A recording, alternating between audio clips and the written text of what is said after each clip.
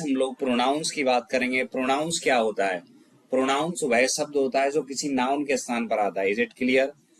Yes sir, बिल्कुल clear है। यानी जो शब्द नाउन के स्थान पर आते हैं हम उन्हें प्रोनाउन कहते हैं। जैसे देखो, Mohan is absent because Mohan is ill. Mohan अनुपस्थित है क्योंकि मोहन बीमार है। तो मोहन की जगह हम क्या लगा देंगे? ही। जैसे ही इज, तो ही किसकी जगह आया? मोहन। तो ये क्या हो गया?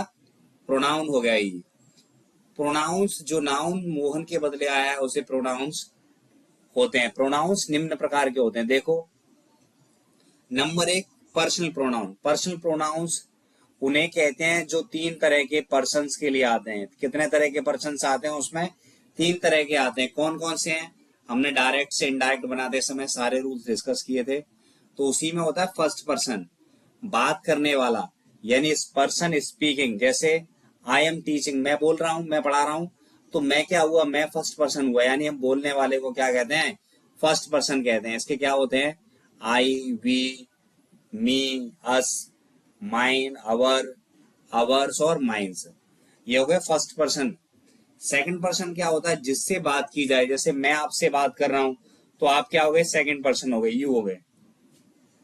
यू, योर, योर्स, दाऊ, दी, दाइन, है ना। इन वर्डों का भी इस्तेमाल ना के बराबर होता है। थर्ड पर्सन क्या होता है? जिसके विषय में बात की जाए। He, she, it, him, they, them, her, hers, his, their, their. सारा समझ में आपके में? यानी हम बात कर रहे हैं राम के बारे में और मैं आपसे कह रहा हूं Ramchandra ji was the king of Ayodhya. Ramchandra ji Ayodhya के राजा थे। तो मैं आपसे कह रहा हूं, मैं हो गया फर्स्ट पर्सन। आप सुन रहे हो, आप हो गए सेकंड पर्सन। और जिस व्यक्ति की बात हो रही है कि अयोध्या के राजा रामचंद्र जी थे, तो वो कौन हो गए? थर्ड पर्सन हो गए, है ना। अब देखिए, अब दूसरा प्रोनाउन होता है हमारा रिलेटिव प्रोनाउन। क्या होता है? रिलेटिव प्रोनाउन जो प्रोनाउंस 2 वाक्यों को जोड़ते हैं तथा अपने से पहले प्रयोग हुए नाउन से संबंध प्रकट करते हैं, उन्हें रिलेटिव प्रोनाउन कहते हैं। क्या कहते हैं? रिलेटिव प्रोनाउन कहते हैं। जैसे देखो, जो नाउन्स 2 वाक्यों को जोड़ते हैं तथा अपने से पहले प्रयोग हुए नाउन से संबंध प्रकट करते हैं, उसे हम क्या कहते हैं?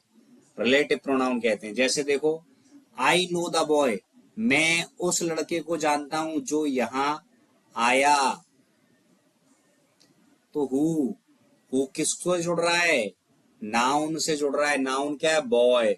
मैं उस लड़के को जानता हूं जो यहां आया। इस वाक्यों में वो रिलेटिव प्रोनाउन है तथा बॉय इस एंटी डिसेंट है जिससे यह संबंध प्रकट करता है।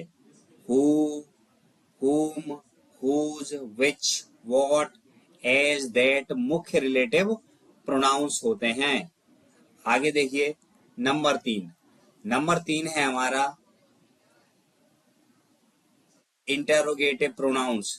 जो प्रोनाउंस प्रश्न पूछने का कार्य करते हैं उन्हें इंटेरोगेटिव प्रोनाउंस कहते हैं। किनको? जो प्रोनाउंस प्रश्न पूछने का काम करते हैं उनको हम इंटेरोगेटिव प्रोनाउंस कहते हैं। जैसे हु आर यू, तुम कौन हो। विच इज योर पेन, आपका पेन कौन सा है। वॉट डू यू वॉन्ट, आप क्या चाहते हो। तो हु, हुज, वो, हुम, विच, वॉट आदि ये कैसे प्रोनाउन? इंटेरोगेटिव प्रोनाउन है। अगला देखो, डिमोन्स्ट्रेटिव प्रोनाउंस। जो प्रोनाउन किसी नाउन की ओर संकेत करते हैं। क्या? जो प्रोनाउंस किसी नाउन की ओर संकेत करते हैं उन्हें डेमोन्स्ट्रेटिव प्रोनाउंस कहते हैं। जैसे दिस, दैट, दीज, दोज आदि ऐसे प्रोनाउंस है। जैसे दिस इज माई पेन, यह मेरा पेन है। तो यह किसकी ओर संकेत कर रहा है? पास रखी हुई वस्तु के लिए। दूर के लिए, सिंगुलर के लिए क्या लगाते हैं? That, that is your book. ये कौन सा प्रोनाउन है? ये भी डेमोन्स्ट्रेटिव प्रोनाउन है। दूर के लिए यूज होता है कब? एक वचन के साथ। My, our, your, thy, their is possessive adjective है जब इस उसके बाद कोई नाउन आता है। क्या है ये? ये सभी पजेसिव एडजेक्टिव्स हैं। ठीक है, देखिए,